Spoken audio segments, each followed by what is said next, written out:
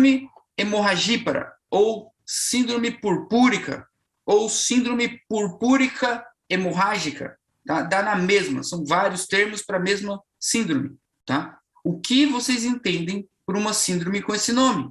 Falem aí para vocês acordarem. Vai ter uma hemorragia massiva, saído por tudo quanto é lado, sei lá. Vai ter um sangrado, vamos dizer assim, vai ter um sangrado, mas aí que tá. Vai ter um sangrado, beleza. Mas não necessariamente esse sangrado vai ser aquele sangrado, sabe, para o meio externo, vamos dizer assim, tá? Então eu posso ter sangrado também no meio interno também. E a questão do sangramento excessivo que vocês estão falando, não é tanto assim sangramento excessivo, não, tá? O que acontece nessa situação aqui, ó, por exemplo, falar para vocês uma situação aqui. Dengue. Dengue, todo mundo conhece dengue, certo? O paciente teve dengue. Qual que é o quadro clínico de um paciente com dengue? O que o paciente com dengue tem? Ele sente Febre, febre, sudoração, sudoração, petequias. Petequias, gente, aquelas manchinhas vermelhinhas na pele, são petequias. E lembra que o paciente com dengue, todo mundo se preocupa muito, nossa, mas fulano foi internado porque está com pouca plaqueta. Nossa, as plaquetas dele estão muito baixas. Então, se eu tenho um déficit nas minhas plaquetas, eu estou diante de uma síndrome, de um síndrome hemorragíparo. Pronto. Então, essa síndrome aqui, gente, não é nem a questão assim que vocês falaram assim, é um sangrado que vai sangrar pra caralho, ou pra cacete, e muito sangue e tal. Calma. Basicamente, temos problemas relacionados com as nossas plaquetinhas, certo? Ou com os fatores de coagulação, certo? Então, aí sim eu começo a pensar que o nosso paciente está com algum problema, certo? No que a gente chama de hemostasia, né? A hemostasia é aquele equilíbrio. Nós temos um equilíbrio dentro do nosso sangue. A gente viu isso em anatopato ano passado, inclusive. Que justamente era o quê? São fatores, são etapas que evitam que o teu sangue coagule demais ou coagule de menos, certo? E se coagular de menos, vocês vão sangrar, tá? Relacionado com o quê? Com as plaquetas, certo? E com os fatores de coagulação, tá? A gente lembra hemostasia primária e secundária, né? Eu sei que vocês lembram disso, tá? Então, basicamente, gente, como que eu defino essa síndrome? Tá? Tem várias definições, como vocês quiserem. Mas aqui nada mais é do que o quê? São processos onde o sangue escapa do sistema vascular. Ou seja, o sangue saiu do vaso, certo? Sem causa aparente, certo? Sem causa aparente. Tipo, ninguém sabe de onde está vindo aquela petequia lá. Depois a gente vai descobrir, certo? Então, o sangue está saindo de dentro do vaso sem uma causa aparente. Ou existe uma desproporção entre a causa. Ou seja, é aquela paciente que, ou aquele paciente que esbarrou o joelho sem querer e está sangrando muito esse joelho dele. Sabe? Fez um puta hematoma, sabe? Ficou roxo, acumulou sangue na articulação e por aí vai. Cara, era para tudo isso? Você deu uma pancada leve, era para sangrar tanto assim? Ou aquele sangue que não estanca, sabe? Então, alguma coisa errada tem, certo? Então, ou é uma extravasação de sangue sem uma causa aparente, ou uma desproporção entre a causa e a intensidade desse sangramento, tá? Essa é a nossa síndrome hemorragípara, tá bom? Certo? E essa hemorragia, esse sangrado, onde vocês pensam que pode sangrar? Falem aí, onde vocês pensam que pode... Agora eu já falei, tá? O teu paciente ou tem transtorno relacionado com plaqueta, ou relacionado com fatores de coagulação, hemostasia secundária, etc. Onde esse cara pode sangrar? Mucosa? Mucosa. Mucosa da onde? Mucosa da onde? Pra gente melhorar. Mucosa oral. Mucosa oral, né? Ele vai ter gengiborragia, vai passar um fio dental. É tudo exemplo do nosso cotidiano, gente. O paciente vai passar um fio dental e sangra muito. Vai passar um palito de dente e sangra muito, por exemplo. Vai escovar o dente e já sangra, tá? Sangramento de mucosa oral. Então, é desproporcional, lembra? É desproporcional, que mais? Que outro lugar pode sangrar? 30 pessoas. Cavidades. Qual cavidade?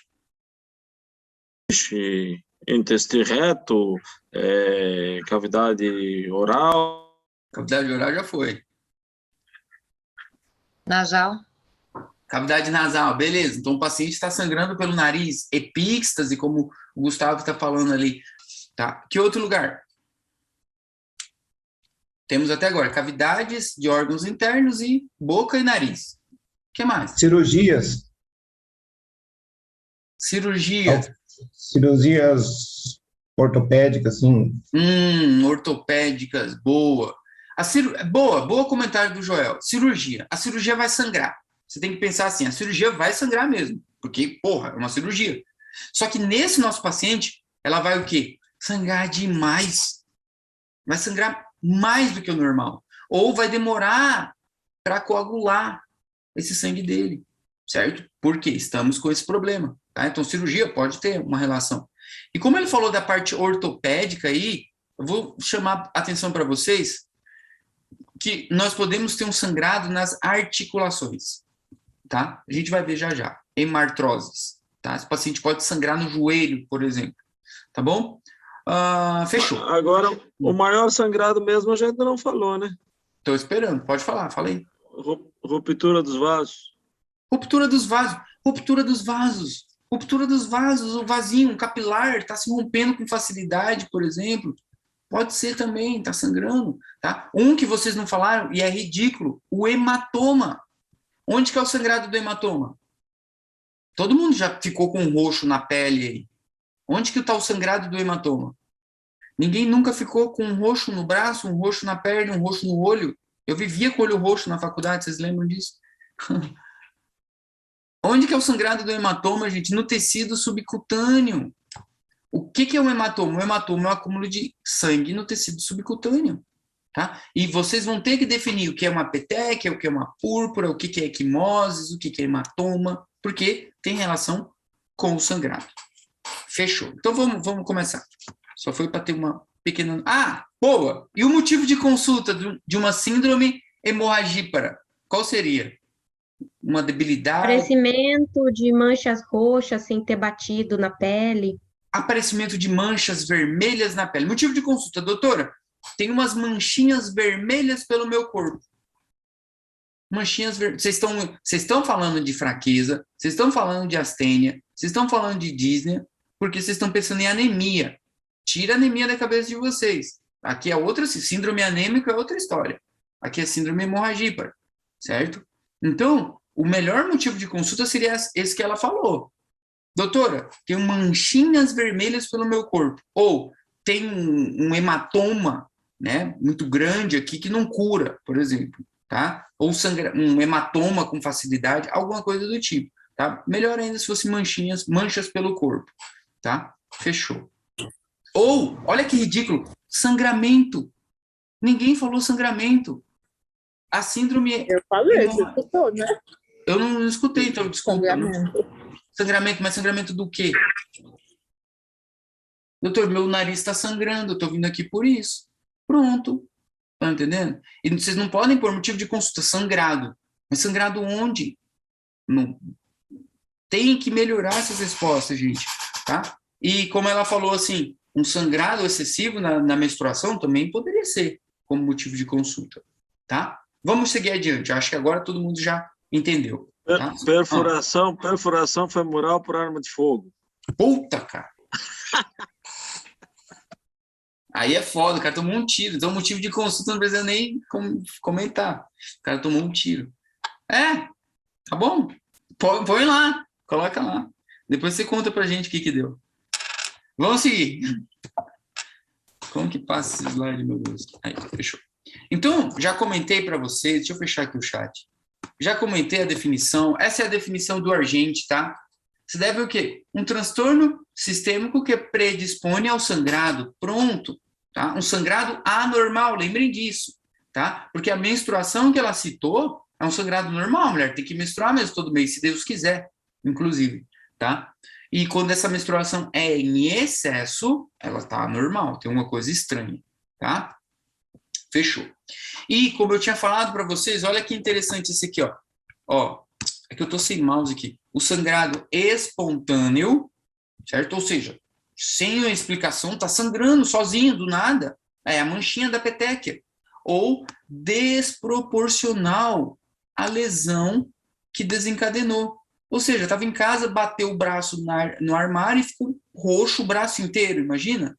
Estão entendendo? Então foi desproporcional, tá? Vamos lá. Os critérios que a gente avalia justamente se é um sangrado espontâneo, tá? Como eu te dei o exemplo agorinha. Outro ponto, esse sangrado, num único lugar, sabe, só ali, dificilmente vai ser uma síndrome hemorragípara, porque é só naquele lugar, aí varia muito do nível nutricional do paciente, sabe, varia bastante, sabe. Agora, quando ele tem um hematoma no braço, outro na perna, outro nas costas, outro no ombro, não pode encostar em alguma coisa que já vai ficando roxo. Poxa, é em vários lugares, isso já me chama atenção, certo? Ou em lugar estranho também, o paciente está com um sangrado estranho, no lugar que ele não bateu, sabe? Não tem explicação, tá? A questão das petequias, como eu falei para vocês, lembrem, as petequias são as pontinhas vermelhinhas, e a equimoses, basicamente, é um pouquinho maior que a petequia, então, quando ela fica um pouquinho maior, é essa equimoses, tá? Ou equimose, tá bom? Enfim, é o sangrado a nossa relação, tá? Outro critério importante, um sangrado que não estanca, sabe? Pô, o paciente está sangrando, eu vou lá, vou comprimir, eu seguro para dar uma estancada, até com gelo que eu tiver ali, e, porra, não para de sangrar. O cara não para de sangrar, tá acontecendo alguma coisa, certo? Tá acontecendo alguma coisa. Ou hemorragia de repetição, sabe? Esses são os critérios. E são critérios fáceis, por exemplo, da gente pensar. Por exemplo, vamos lá, o que vocês falariam? Um paciente chega para vocês sangrando o nariz. O que vocês perguntariam para ele? Ele está sangrando o nariz. Chegou lá, doutor, meu nariz está sangrando, o cara está assim. E aí, Se bateu. Se bateu, claro. Se ele bateu em alguma coisa, ele caiu de moto, aconteceu alguma coisa, o senhor golpeou o seu nariz em alguma região? Aí se ele falar que não, aí vocês vão ter que pensar um pouco mais. Se ele falar que sim, está explicada a causa. Ele bateu, estava jogando futebol, levou uma bolada, tomou um soco, não sei. Teve um trauma. Explicou. Vamos supor que ele falou que não. Tá, não foi um trauma. Se já aconteceu antes, legal. Se foi espontâneo, legal. Qual a recorrência, legal. O que mais? Qual que é a primeira coisa que a gente pergunta para o paciente assim? Quantidade? Como? A quantidade de sangue? Quantidade de sangue. Tá, pode ser. Tudo que vocês estão falando, gente, está tudo certo. Só que pensem, quando vocês começam a história clínica de vocês começam falando o quê? Tipo assim, paciente com dor, por exemplo, ou paciente com esse sangrado aí, vocês têm que falar o quê? O que tem que perguntar para esse paciente? Quando começou? Quando começou? Há quanto tempo o senhor está com esse sangue no seu nariz? Pronto. Tá? Isso é muito importante. Aí ele pega e te fala assim, olha, doutora, faz meia hora. Então, eu estou com um quadro, né, de epístase, né, de evolução de 30 minutos. Estão entendendo? Eu estou fazendo isso com vocês para a gente ir treinando história clínica também, a organizar na nossa cabeça. Tá? Tudo que vocês falaram está tudo certo. Se foi espontâneo, se já aconteceu antes. A questão que o Gustavo falou de se já aconteceu antes, entra onde? Entra lá no AREA, que é o antecedente remoto da enfermidade atual. Tá entendendo? Então, não é aqui no AEA, seria lá no AREA, tá? Mas também tá certo. Perfeito, tá? Então, foi espontâneo. O que mais vocês perguntariam para ele? Foi espontâneo. Começou a sangrar do nada meu nariz. Só pelo nariz ou pela boca também, se ele força para expelir esse sangue ou se sai naturalmente. Uhum. Tá tudo certo. Tá tudo certo. Se é quando ele espirra, se é quando ele tosse, né? Beleza, tá bom. Perfeito. Tá certinho. E o que vocês pensariam num paciente que está sangrando o nariz como causa? Ruptura de um vaso? Ruptura espontânea de um vaso do nariz? Pode ser. Pense em alguma coisa mais comum, mais normalzão, assim, do nosso cotidiano. Clima seco. Clima seco, pode ser. O calor tem uma boa relação com isso, gente, também. O calor leva a vasodilatação, às vezes dilata demais, sabe? Muito seco, o paciente começa a sangrar pelo nariz mesmo.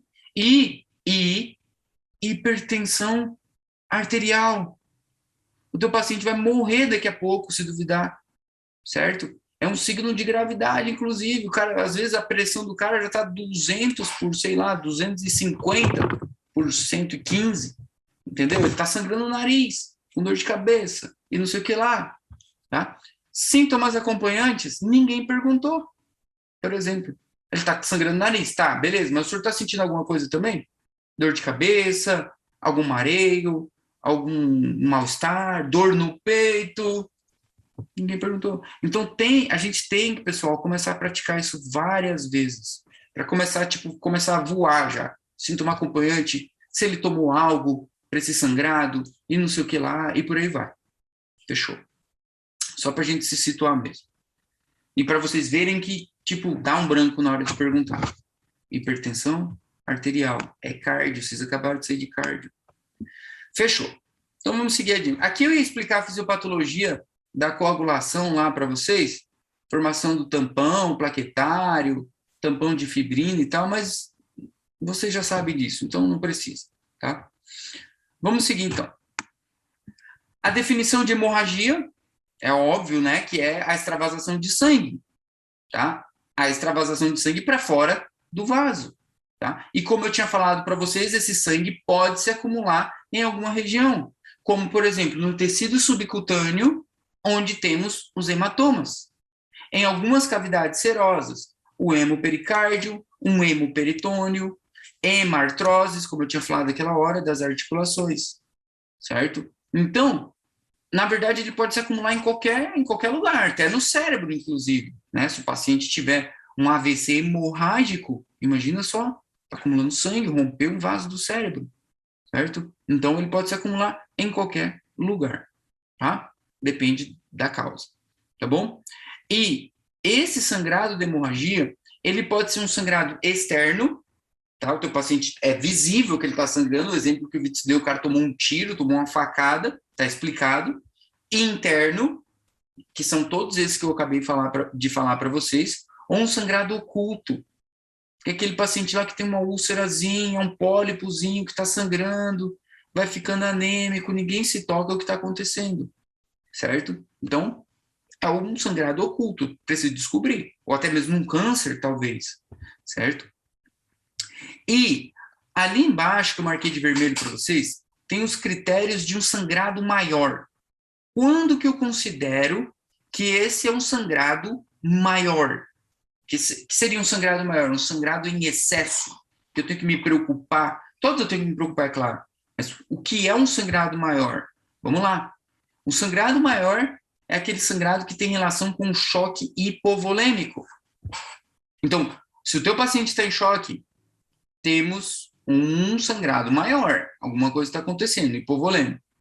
Se ele está ali com uma anemia grave, sei lá, a hemoglobina do cara veio de 3, 4, por exemplo, transfusão sanguínea na hora a gente precisa fazer, estão entendendo? É um sangrado maior, tá? É um sangrado maior. Ou, se esse paciente está sangrando no cérebro, imagina, o cara teve um AVC hemorrágico, está acumulando sangue no cérebro, é um sangrado maior, é grave. Ou no coração, lembra? Triada de Beck. Ou no pulmão, por exemplo, né? Um hemotórax. Certo? Então, esses são critérios de um sangrado maior, um sangrado de gravidade. Um desses é um sangrado de gravidade. Se o teu paciente não tiver nenhum desses, é o que a gente chama de sangrado menor. Tá? Ele só está sangrando. Vamos resolver e tal. Esses aí são sangrados de gravidade. E, voltando ao cardio de novo, o pulso de um paciente que está em choque hipovolêmico é o pulso filiforme. Tá? O formato do pulso dele é aquele filiforme, bem fraquinho. Tá? E a gente vai somando as nossas informações. Essa tabelinha aqui é do Porto, tá? É muito boa, porque é bom vocês darem uma lida nela depois, porque aqui te abre a tua cabeça, olha o tanto de sintoma que um paciente com afetação hematológica pode manifestar, né? Relacionado com palidez na síndrome anêmica, as hemorragias, certo? Tem vários aqui para vocês verem depois, tá? Olha lá, ó, síndrome anêmica, síndrome hemorrágica, bonitinho para vocês, gente, aqui, ó, tudo arrumadinho, ó. Caiu síndrome anêmica, tá aqui, ó. Caiu síndrome hemorrágica, tá aqui, ó, púrpura, sangramento de nariz, de gengiva, como a Dani falou, como o Gustavo falou, certo? Ó, cadê? Deixa eu... Ó, sangramento gênito-urinário, como acho que a Ilane perguntou, questão da menstruação e etc e tal, certo? Então, tá tudo aí. Beleza. Tranquilo. Condições, ou seja, fatores de risco para esse paciente sangrar. O que a gente pode falar? Quais são fatores de risco para um sangrado? Como, por exemplo, claro, tema da aula passada que a gente viu, né? As cirroses, né? Uma insuficiência hepática. O paciente não vai produzir proteínas, tá? Então, insuficiência hepática. Uma esplenomegália, por exemplo, também tem relação. Insuficiência renal, por que insuficiência renal tem relação com isso daqui? De novo, rim, eritropoetina, sabe? Tem relação com a reposição. O consumo crônico de medicamentos. Quais medicamentos predispõem a um sangrado? Vocês que estão craque em farmacologia, qual medicamento predispõe a um sangrado? Deixa eu ver aqui no O AS, famoso. Aspirina, fechou a AS. E por que o AS predispõe a um sangrado? O AS, a aspirina, ela inibe, ou seja, ela desativa as plaquetas. E isso de forma irreversível, como o Ricardo está falando agora. Então, o AS, gente, ele deixa a plaqueta inabilitada, certo? De forma irreversível. Então, o paciente toma o AS, a plaquetinha não consegue formar o tampão plaquetário, tá? Em alguns casos, ele é usado como, de uma forma, como que eu posso falar para vocês? Profilática, vamos dizer assim, em pacientes que têm tendência à formação de trombo. Paciente que tem tendência a querer infartar, ou a infartar, vamos dizer assim. Então, poxa, ele toma ali todo dia um pouquinho. Por quê? Ele quer evitar a formação de trombos, então ele evita que coagule. Para isso que ele toma aquela aspirinazinha, tá? Importante, tá? E outro fato importante é que o tempo de vida das plaquetas. O tempo de vida das plaquetas. Por quê? Se eu tomei uma AS hoje, eu tomei meu último AS hoje, eu posso fazer uma cirurgia amanhã? Então, quando... Acho que é 7 dias, né? Isso, de 7 a 10 dias. Isso mesmo, perfeito. Então, esse paciente que tomou essa, se ele tiver que operar, o recomendado, é claro, se não for uma cirurgia de emergência e tal, é que ele espere em torno de 7 a 10 dias, porque daí ele vai ter novas plaquetas, tá? Então, é importante. O paciente, isso tem muita relação com iatrogenia. O paciente toma muito AS, toma de forma descontrolada, sabe? Não pode sentir nada que já toma, e aí isso acontece, tá? Ele sangra com uma maior facilidade, tá bom? Fechou. E aí, como eu tinha falado para vocês, as causas estão ali embaixo, ó, transtorno de hemostasia primária, de hemostasia secundária, ou alterações da parede vascular também, certo? Como a debilidade de um vaso. Acho que alguém tinha comentado lá atrás. Se eu tenho um vaso mais fraquinho, esse vaso sangra, certo? Que é o que a gente chama de capilaropatia. Por exemplo, o paciente tem alguma afetação dos capilares, tá? Então ele sangra com facilidade. A hemostasia primária está baseada nas plaquetas, tipo esse exemplo do AS, o exemplo da dengue, por exemplo, e ela se manifesta com petequias, e na grande maioria das vezes com petequias. Pode ser equimose também, porque equimose é uma petequia um pouquinho maior, certo? Então, Teu paciente tem petequia, gente, pensem em transtorno plaquetário pelo exame físico, tá? E se o teu paciente apresenta um hematoma, por exemplo, ali já não é plaqueta. Então, é hemostasia secundária, tá? Vi petequia, não penso em fatores de coagulação. Eu penso em plaquetas. Aqui a tabela do Argente de vocês está mostrando a questão das plaquetas, em quem que aparece, ó, hemartrose, um sangrado na articulação, um transtorno plaquetário? Não, para com isso, que loucura. Transtorno plaquetário é petequia. Pronto. Certo? Então, essa tabelinha aqui é muito boa. E aí, para a gente terminar, que eu acho que já falta pouco, tá? Justamente é isso, ó, a classificação semiológica, né? Onde predomina as petequias e a equimoses, são os transtornos vasculoplaquetários, tá? Hemostasia primária. E onde predomina a coagulação plasmática, os hematomas, certo? Os hematomas, quem nunca viu um hematoma? Olha só o tamanho desse hematoma aqui. Tá entendendo? Fechou.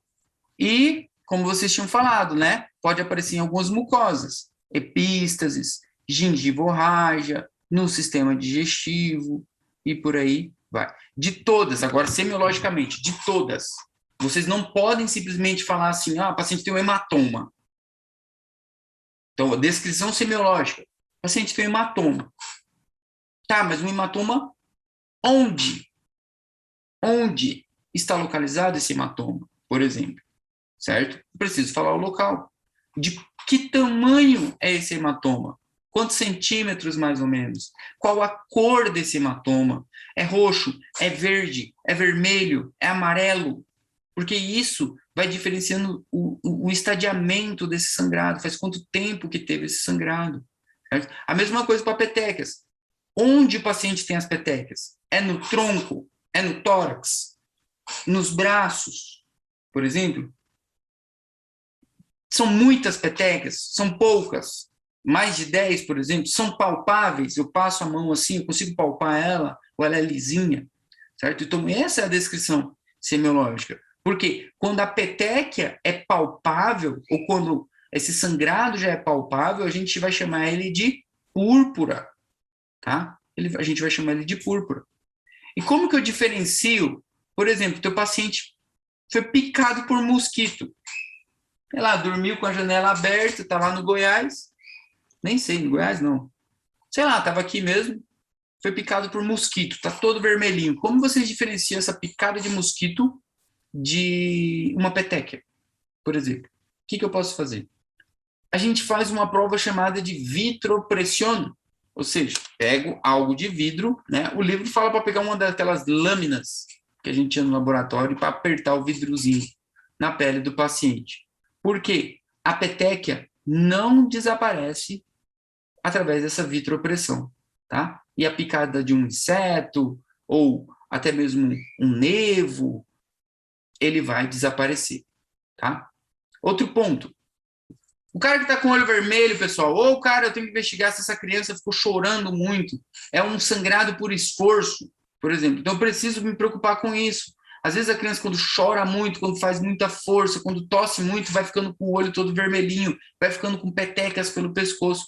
Ou o próprio adulto. Se esse adulto está de ressaca, por exemplo, o fato dele vomitar várias vezes, não só por causa do álcool, mas se o paciente vomitou muito, fez muito esforço, ele pode ficar com o olho todo vermelho, sabe? Uma hemorragiazinha intraocular. Mas não tem nada a ver com esses transtornos, tá? Foi causado por esforço. A causa foi devido ao esforço dele, tá? Então, também tenho que me atentar com esses diagnósticos diferenciais. O que mais que eu investigo no meu paciente? Sintomas acompanhantes, como dor de cabeça, como um sangrado intestinal, melena, rectorragia, transtornos menstruais e por aí vai. Nunca esquecer do tempo de evolução do quadro. Lembrar que os fatores relacionados com a coagulação podem ser congênitos, como, por exemplo, uma patologia chamada hemofilia, certo? Hemofilia, certo? Então, é uma patologia congênita, cujo esse menino nasce com uma tendência a sangrar com facilidade, tá? É hemofilia, o paciente pode ter hemofilia, tá? E de acordo com o tempo da síndrome purpúrica, ela pode ser aguda com menos de 1 mês de evolução, subagudo de 1 a 6 meses de evolução e crônico de forma congênita. É nóis, pessoal. Angel, Oi.